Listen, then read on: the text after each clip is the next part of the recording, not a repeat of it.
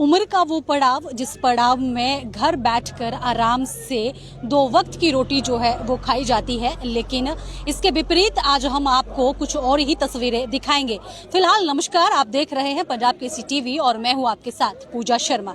जी दर्शकों, 60 की उम्र पार कर चुके यहाँ पर हिमाचल पथ परिवहन निगम के पेंशनर आज जोरावर स्टेडियम में प्रदर्शन सरकार के खिलाफ कर रहे हैं और इनका ये जो आक्रोश है, इनका ये जो प्रदर्शन है आज ही नहीं बल्कि पिछले कई सालों से चलता आ रहा है। वजह सिर्फ एक ही है कि जो इन्होंने कमाया था वो अब इन्हें बड़ी मुश्किल से सरकार से लेना पड़ रहा है और यही वजह है कि अब ये जोरावर स्टेडियम में, क्योंकि विधानसभा शीतकालीन सत्र का आज तीसरा दिन है और सरकार जो है वो तपोवन में है, ऐसे में अपनी मांगों को लेकर के, क्योंकि बैसाखी के सहारे जो है वो ये पेंशनर यहाँ पर पहुंचे हैं, सरकार घर आई है तो क्यों ना इनसे 2-4 बातें की जाए। इसी एवज में जो ये पेंशनर है यहाँ पहुंचे हैं और हम उनसे बात भी करेंगे कि आखिरकार कितने लंबे अरसे से ये संघर्ष उनका चल रहा है, जो उन्होंने कमाया है उसको ही लेने में इतना जो काम है वो करना पड़ रहा है, इतनी परेशानियां, इतनी दिक्कतें जो है वो सहन करनी पड़ रही हैं। फिलहाल मेरे पीछे आप देख सक रहे हैं सरकार के खिलाफ प्रदर्शन इन पेंशनरों का चल रहा है और लाइव तस्वीरें ये जोरावर स्टेडियम से है। लगातार यहाँ पर प्रदर्शन ये जारी है। पेंशनर आप देख सकते हैं, उम्र का वो पड़ाव भी हम आपके साथ शेयर करेंगे कि किस किस उम्र के यहाँ पर ये पेंशनर जो है वो पहुंचे हैं। हालांकि मैंने पहले भी कहा है, ये आज ही नहीं बल्कि पिछले कई सालों से इनका ये प्रदर्शन चाहे शिमला हो चाहे धर्मशाला हो लगातार होता रहा है जब जब सरकार यहाँ पहुंची है। ये देख सकते हैं।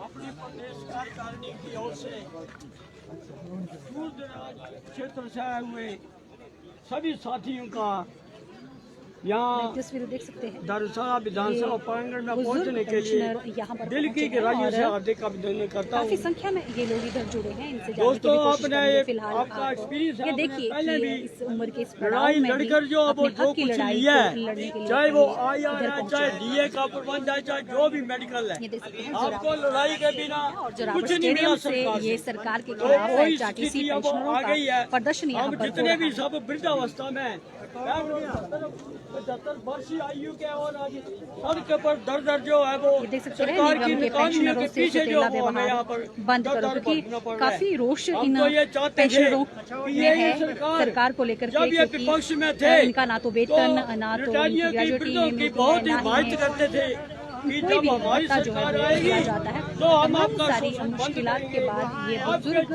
पेंशनर यहाँ पहुँचे हैं। ये देख सकते हैं लाइव तस्वीरें, जैसे कि वर्तमान सरकार का 1 साल का व्यवस्था लाइव परिवर्तन का तस्वीरें जो पूरा हो जोरावर गया, स्टेडियम आप देख तो सकते क्या हैं। व्यवस्था और यहाँ परिवर्तन पर हुआ, ये हुआ कहीं ना कि हमारी कहीं जितनी भी मुख्यमंत्री का जो ये व्यवस्था परिवर्तन की सरकार बार बार कहा जाता है, उसको लेकर के भी ये पेंशनर जो है वो इसका आक्रोश कर रहे हैं, इसका विरोध जो है वो कर रहे हैं। फिलहाल ये जो आप देख रहे हैं कि इसीलिए यहाँ पर सड़क के पास खड़े हैं, क्योंकि जो मुख्यमंत्री है, सरकार के जो मुखिया है वो यहाँ से गुजरेंगे और अपना ये पेंशनर दुखड़ा सुनाएंगे। लेकिन क्योंकि कल भी यहाँ पर बहुत से लोग मुख्यमंत्री से मिलने को पहुंचे थे, लेकिन मुख्यमंत्री का काफिला जो है वो यहाँ से गुजर गया, लेकिन उनसे मिले नहीं थे।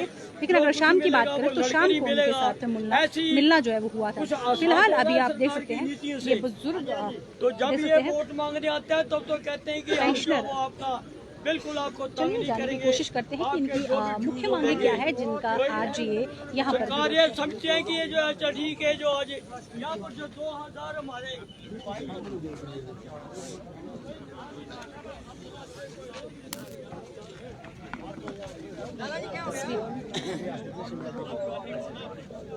मेरा नाम बोल रहा हूँ मैं नंदलाल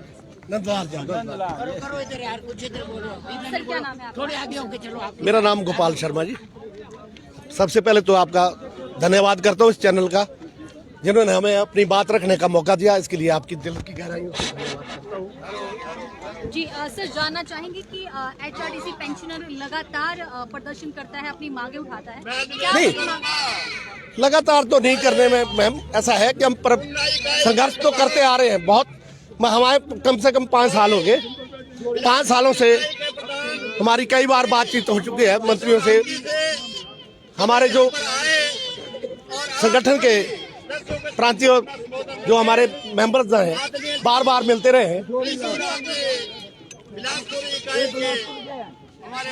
बार बार मिलते रहे हैं। हमें हर बार आश्वासन तो दे रही है सरकार, बोल रही है दे देंगे, पता नहीं कब देंगे। मैं आपको बात, हमारी मांगे बहुत, वैसे तो बहुत सारी हैं, पर मेन मांग हमारी है कि हमारी जो पेंशन है इसको रेगुलर किया जाए। पहले इसका समय के बाद आपको हमें पेंशन अभी 2 महीने से रेगुलर मिल रही है। पहली को नाने था कभी 2 महीने बाद, कभी 4 महीने बाद, कभी 17 तारीख को, कभी 25 तारीख को, कोई टाइम नहीं जी। हम ये चाहते हैं कि एक तो इसको रेगुलर किया जाए, इसको बिल्कुल जैसा बाकी दूसरे एम्प्लॉयजों को मिलती है हिमाचल गवर्नमेंट के, वैसे ही उसके अनुरूप ही, जो कि हमारा जो एक MOU साइन हुआ है गवर्नमेंट के साथ HRTC के एम्प्लॉयजों के लिए भी, उसको जो है विधिवत दिया जाए जैसा MOU साइन हुआ है। वो हमें नहीं दिया। आश्वासन सरकार दे रही है, बार बार दे रही है, लेकिन ड्यूज हमारे नहीं मिल रहे। हर ड्यूज, जो भी ड्यूज हमारा ड्यू होता है वो हमें टाइम पर नहीं दिया जाता है। अभी तक हमारे जो पेंशन है 4-4 साल के बाद उनका जो देय भत्ता होता है, जो एरियल होता है, हमारा पेंशन DA होता है, नहीं इसका है कम्यूट है, और जो भी हमारे लिव इन कैशमेंट है, ग्रेच्युटी है, वो 4-4 साल बाद मिल रहा है। चार अभी वो मिलना शुरू हुआ है, लेकिन अभी DA है 12, 5, 10, 15% है, जो 65, 70, 75 साल की उम्र में मिलता है, वो भी हमें नहीं मिल रहा है। मेडिकल के बिल हमारे जो है अभी थोड़े दिए, अभी 5-5 साल से पेंडिंग पड़े, 2-2 साल से कईयों के पड़े, कभी अभी ये सिर्फ केवल 1 महीने का दिया है। और इसके अलावा अगर मैं बात करूं, सरकार हमारे को आश्वासन ही देती जा रही है, बार बार आश्वासन दे रही है, अन्यथा हमें क्यों रोड पे आना? हमारे को कोई शौक नहीं है इस उम्र में हम रोड पे उतरे। जब हम मजबूर हो रहे हैं तभी आ रहे हैं, क्योंकि हमारे बहुत सारे साथी, मेरे ख्याल में तो 30% तो चले गए, स्वर्गवास हो चुके हैं। बाकी हैंडीकैप कुछ आधे हमारे लंगड़े टुकड़े आप देखेंगे डंडे के सहारे चलते, जो यहाँ पहुंच भी नहीं पाए। जो हमारा बंदा पहुंचा है वो मजबूर होके पहुंचा है, अन्यथा हमें कोई शौक नहीं है। हाँ, इसलिए हमारी सरकार से यही विनती है, अभी भी अगर सरकार समय पर रहते हमारा इन भत्तों का अनुदान कर दे तो हमें ऐसे संघर्ष करने की कोई जरूरत नहीं है। लेकिन सरकार नहीं करती है तो अब हम आत्महत्या करते हैं या तो फिर आत्मदाह कर देंगे, कुछ ना कुछ ऐसा ही रास्ता अपना सकते हैं ताकि सरकार का बोझ हल्का हो जाए। हम चले जाते हैं, हमें जीना, इसका मतलब हमें जीना ही व्यर्थ है, क्योंकि हम जो है अब घर में फिट नहीं है, हम घर में कोई अपने कारोबार नहीं कर सकते। हमारी तो इस अवस्था में हम ये चाहते हैं कि जितना हमारा जो अधिकार बनता है उसको दिया जाए, बाकी हम एक्स्ट्रा कोई डिमांड सरकार से नहीं कर रहे हैं। जानना चाहेंगे पूरे प्रदेश भर में कितने HRTC पेंशनर? HRTC में कम से कम 6,500-7 हजार है, कुछ चले भी गए, कुछ शायद है। इसमें से आधे से ज्यादा तो हमारे से जो यहाँ पहुँच पाना ही मुश्किल है, उनका नहीं आ सकते हैं। ये तो हमारे बहुत कम लोग आए हैं, जो आए हैं वो मतलब सही स्थिति में आए, इसलिए आए कि अब मजबूरी है, बाकी शौक किसी को नहीं है। कोई भी नहीं चाहता कि हम यहाँ आते रहे। इससे पहले आप CM से कहाँ मिले थे? सीएम साहब तो मौका ही नहीं दे रहे हैं। मंत्री जी से मिले थे, हम रामपुर में मिले थे, पिछले साल भी मिले थे, मंडी में भी मिले थे, शिमला में तो मिलते ही रहते हैं, ऊना में मिले, धर्मशाला में भी मिले। आश्वासन के सिवाय हमें कुछ नहीं। बार बार हाँ कर रही है सरकार, लेकिन धरातल पर उसका कोरा जवाब मिल रहा है। प्रैक्टिकली हमें नहीं दिया जाए। अभी दिवाली का मौका था, दिवाली के टाइम में हमारे पेंशनरों को 2 महीने का सिर्फ बड़ा हुआ 2 महीने का दिया, ना उसका एरियल दिया, ना आगे को लगाओ, उसका कोई हमारा प्रावधान नहीं कर रही है सरकार। मैं ज्यादा नहीं बोलना चाहूंगा, मैं यही बोलूंगा कि सरकार के हित में ध्यान में ये बात लाई जाए कि क्या हमारी डिमांड अनुचित है तो हमारे सरकार हमारे को समझा दे कि तुम्हारी डिमांडें गलत है। आर्थिक जो नुकसान हुआ था, जो प्राकृतिक आपदा आई थी, आपदा भी आई है मैम, वो आपदा सिर्फ केवल परिवहन के कर्मचारियों को ही आई, बाकियों को नहीं आई। इसका सारा हमने भी उसमें सहयोग दिया, हमने अपना भी योगदान दिया, आपदा के समय में भी हमने योगदान दिया, जितना बाकी एम्प्लॉयज ने दिया हमने भी दिया। तो देने के लिए था प्रदास। हम चाहते हैं कि जैसा योगदान औरों ने दिया हमने भी वैसा ही दिया, तो हमारे भत्ते भी उस तरह दिए जाए या सबके ही बंद कर दिए जाए। सरकार में जो बैठे हैं हमारे उच्च अधिकारी हैं, वो बड़े बड़े नेताजी हैं, उनकी पेंशन भी या तो उनको भी बंद किया जाए। सरकार के जो मंत्री जी हैं वो अपनी पेंशन बंद कर दें, उनको भी ऐसे हमारी तरह कम कर दो, तो हम उसके लिए भी तैयार हैं। लेकिन अपने तो वो 5-5, 6-6 पेंशन लग रही है। जितनी बार एमएलए जीतते हैं, विधायक मंत्री जीतते हैं, सांसद जीतते हैं, बार बार उनको पेंशन लगती है नहीं। और हमारे को जो है इस अवस्था में भी नहीं मिल, पूरी पेंशन दे रहे हैं। बस यही निवेदन है, ज्यादा क्या बोलेंगे जी। सरकार फिर आश्वासन नहीं देती जो कि आपको देते आए हैं, फिर आगामी बहुत कम ऊँट के मुंह में जीरा दे रही है। आगामी हमारी यही कार्रवाई है। बाकी तो हम तो डंडे नहीं चला सकते, हम कोई लड़ाई झगड़ा नहीं कर सकते। हम तो इस पड़ाव में गुजर रहे हैं, पता नहीं 5 साल जीना है, 10 साल जीना है। इसलिए सरकार से निवेदन ही कर सकते हैं, रोष के साथ निवेदन करें। ऐसी अवस्था है हमारी। तो देख सकते हैं इस अवस्था में दवाइयों पे डिपेंड है, दवाइयों के बिल नहीं मिल रहे टाइम पर, क्या करेंगे? बैसाखियों के सारे आए। ये तो नजदीक के हैं तब आए हैं, यहाँ दूर दूर के जो है वो तो आ नहीं पाते। क्या नाम है आपका? घुमारवी सरवण दास। कहाँ से आए हैं? घुमारवी से बिलासपुर। कब से आपको वेतन नहीं मिला है और ये क्या हुआ है, आपको थोड़ा सा बताएं। मैं गिर गया था पौड़ी से। कहाँ? कब? ड्यूटी पे। ड्यूटी पे? अच्छा, तो क्या हुआ है, क्या डॉक्टर ने कहा है? और वेतन की बात करें तो कब से आपके पेंशन है, जी हाँ, पेंशन नहीं मिल पाई है। टाइम से नहीं मिल रही है, जो है वो नहीं मिल पाए। बाकी भत्ते भी मिल रहे हैं। मेडिकल रिवर्समेंट नहीं मिल रहा है। बाकी अगर भत्ते हमारे उम्र क्या है आपकी? 72। 72। क्या कहना चाहेंगे सरकार से? हमारी मांगी पूरी करो, जो हमारे भत्ते हैं उनको दिया जाए। क्या नाम बताया आपने? सरवण दास। सरवण दास, ठीक है। सर, आप कुछ कह रहे थे कि आपने भी एक सैलरी जो है वो हमने भी देखो, अब सरकार बोलती है कि आपदा आइए, आपदा आइए, आपदा आइए। क्या वो सिर्फ HRTC के पेंशनरों के लिए ही आपदा आई है? सरकार अपने तो साल का जश्न मनाने में करोड़ों रुपए खर्च कर रही है और सबको जो है सरकारी कर्मचारियों को समय पर जो है वेतन मिल रहा है, उनके पेंशनरों को पेंशन मिल रही है, भत्ते मिल रहे हैं। क्या सिर्फ ये आपदा हमारे ऊपर ही आई है?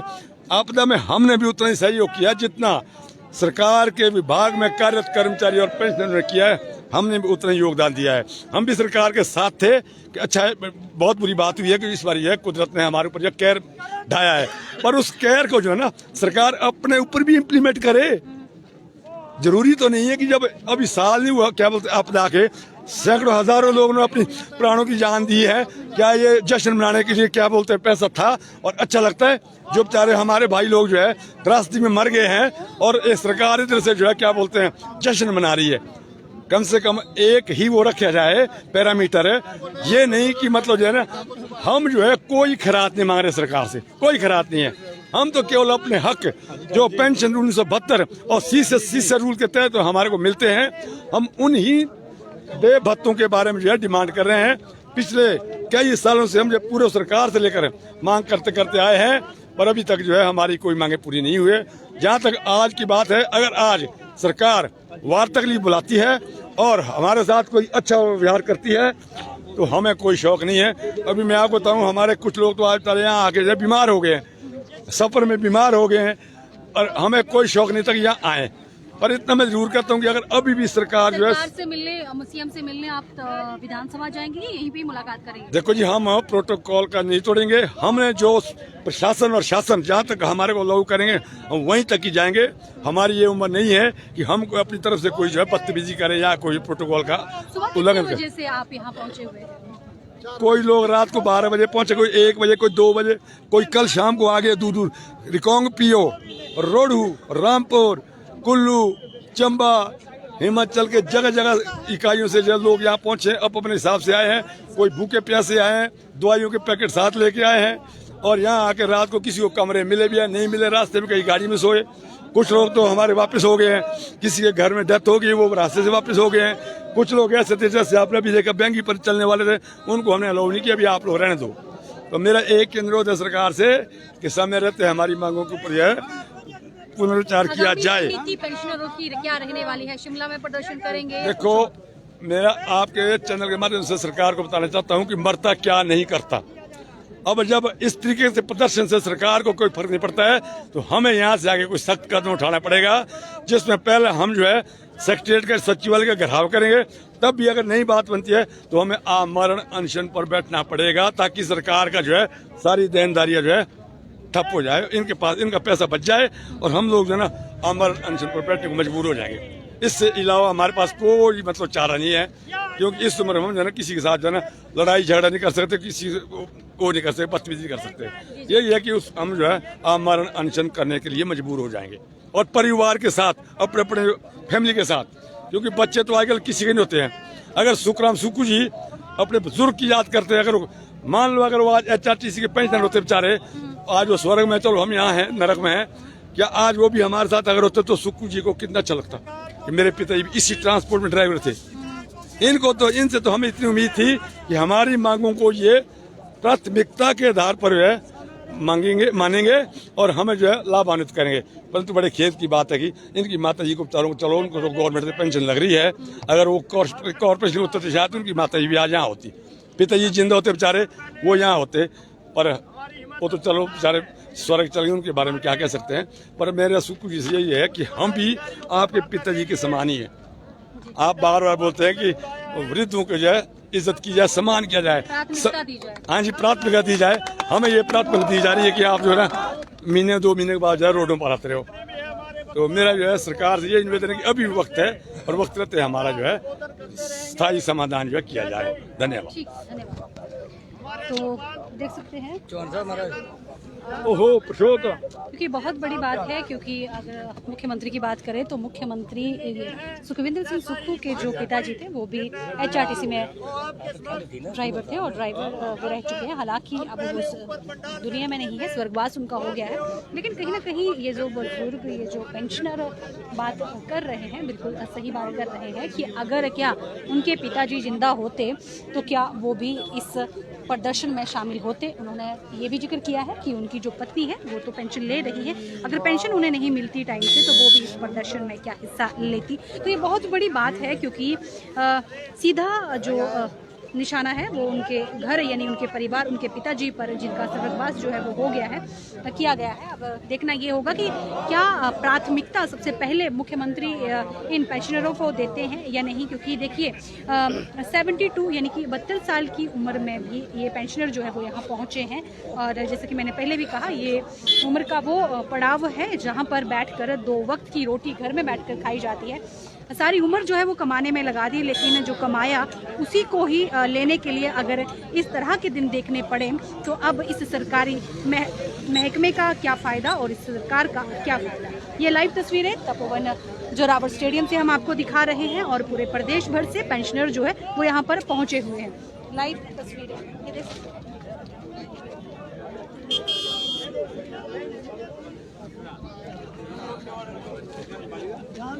ये देख सकते हैं पेंशनर जो है वो यहाँ पर पहुँचे हैं।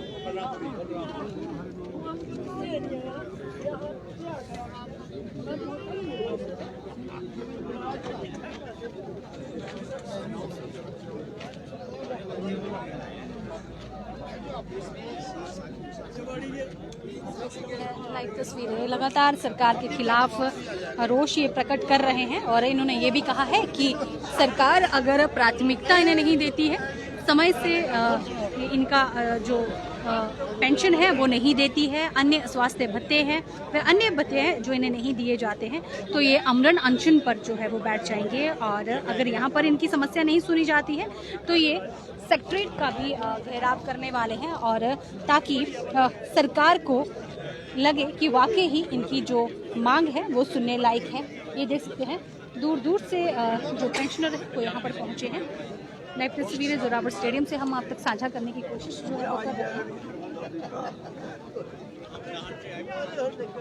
हालांकि ये भी एक बड़ी बात आ रही है कि जो भी फरियादी यहाँ पर पहुँच रहा है उन्हें बस एक ही चीज़ सरकार की ओर से हवाला जो है वो दिया जा रहा है कि जो प्राकृतिक आपदा आई थी उसमें प्रदेश सरकार जो है वो घाटे में चल रही है। तो ऐसे में कहीं ना कहीं इस बात का भी उन्होंने खंडन किया है कि क्या उन्होंने ये भी कहा है कि हमने भी अपनी एक मंथ की जो पेंशन है वो राहत कोष में दी है। अब ऐसे में जो अन्य को सुविधाएं मिल रही हैं तो फिर हमें क्यों नहीं। ये देख सकते हैं बुजुर्ग जो है वो यहाँ पर पहुँचे हैं।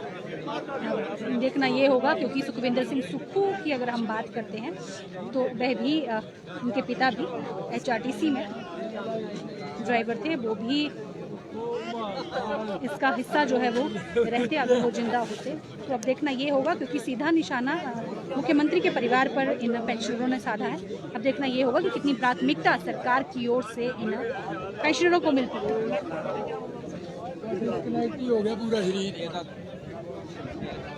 तो दर्शकों, ये तो थी लाइव तस्वीरें जोरावर स्टेडियम से, और किस तरीके से पेंशनरों ने अपनी मांग रखी है, सरकार को भी घेरा है। अब देखना ये होगा कि कितनी प्राथमिकता सरकार इन्हें देती है और कितनी गहराई से इनकी समस्याओं का निदान जो है वो सरकार करती है। फिलहाल दर्शकों, इस लाइव स्ट्रीम में इतना ही। मुझे दें इजाजत, नमस्कार।